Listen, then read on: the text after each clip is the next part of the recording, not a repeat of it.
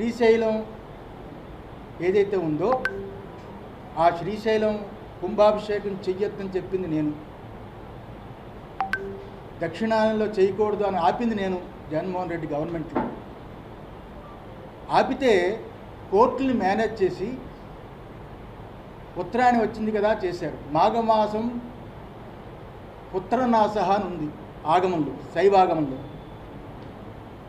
మాఘమాసంలో శైవాగమంలో శ్రీశైలం కుంభాభిషేకం చేయకూడదని ఉంది. అది జగన్మోహన్ రెడ్డి గవర్నమెంట్లో దేవాదాయ శాఖ రాసి పంపించాం. ఇంకా చాలా ఉన్నాయి ఇందులో. రాజులకి పుత్రుడంటే రాష్ట్రమే కదా. ఈరోజు ఏం జరిగిందో మీరు చూశారు. సింహాచలంలో ఆ రోజు ఎలా మాట్లాడానో చందనోత్సవంలో మీరు చూశారు. అది తిరుమల తిరుపతి దేవస్థానంలో జరిగిన వెంకటేశ్వర స్వామి నిత్యం వందలాది సంవత్సరాలు, వేలాది సంవత్సరాలు జరిగే అన్నప్రసాదాన్ని తృణధాన్యంతో మార్చినప్పుడు కూడా నేను విభేదించాను, లెటర్ రాశాను. అందువల్ల ఈ స్వరూపానంద ఏ గవర్నమెంట్ వచ్చినా, ఎవరు మా దగ్గరికి వస్తున్నా మేము ఉన్నది ఉన్నట్టుగా మాట్లాడతాం. దూరమైనా పర్వాలేదు, మేము గవర్నమెంట్ దగ్గర బతికే పీఠం కాదు ఇది. ఉన్నది ఉన్నట్టుగా మాట్లాడటమే.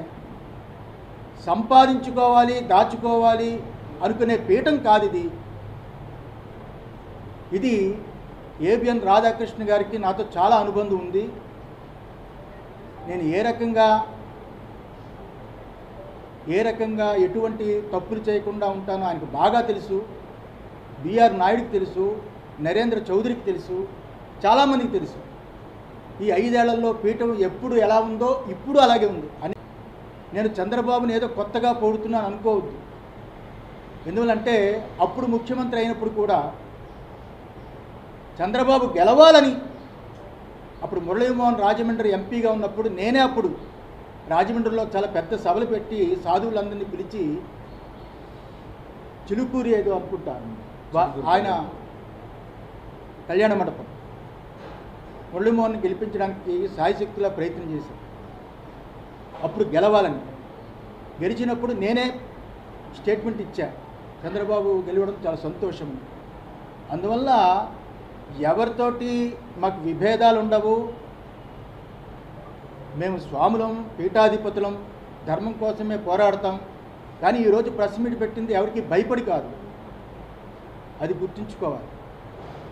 ఎవరికి భయపడి కాదు, వాస్తవాలు తెలుసుకోకుండా ఎవరెవరో కొత్తగా వచ్చిన వాళ్ళతో చేరి ఏదేదో తప్పుడు అభిప్రాయాలు వాళ్ళు చెబుతారని. ఎప్పుడూ స్వరూపానంద స్వామివారు ఒకలాగే ఉంటారు.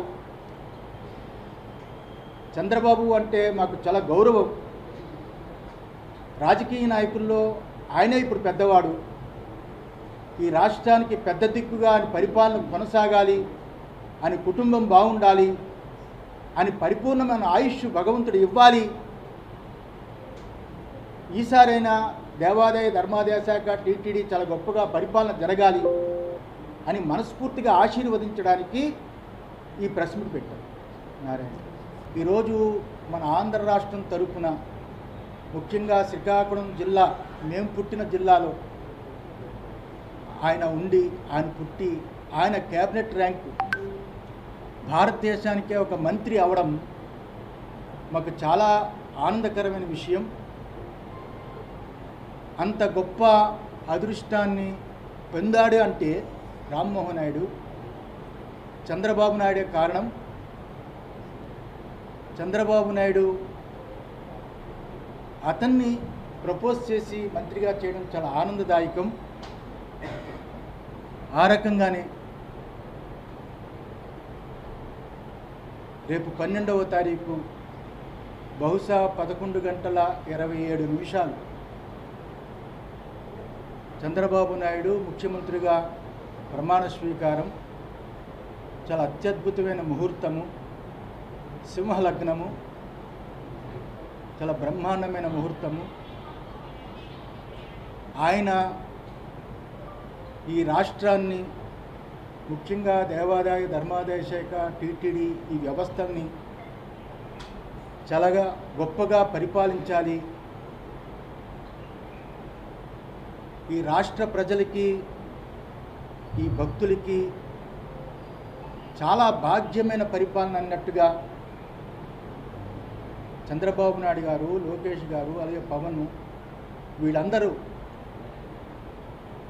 ప్రజలకి నచ్చేటట్టుగా పరిపాలించాలని మనస్ఫూర్తిగా ఆశీర్వదిస్తూ,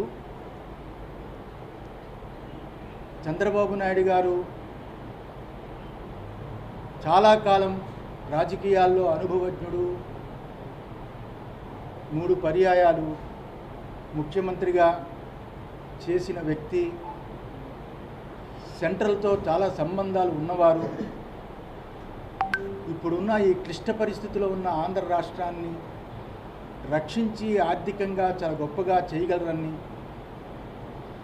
భగవంతుడిని కోరుతున్నాము. ఆ రకంగానే అమరావతి రాజధాని ప్రకటించిన తరువాత అప్పుడు చంద్రబాబు నాయుడు గారు, మేము కూడా విశాఖ శ్రీ శారదాపీఠం ద్వారా ఒక స్థలాన్ని కొన్నాము.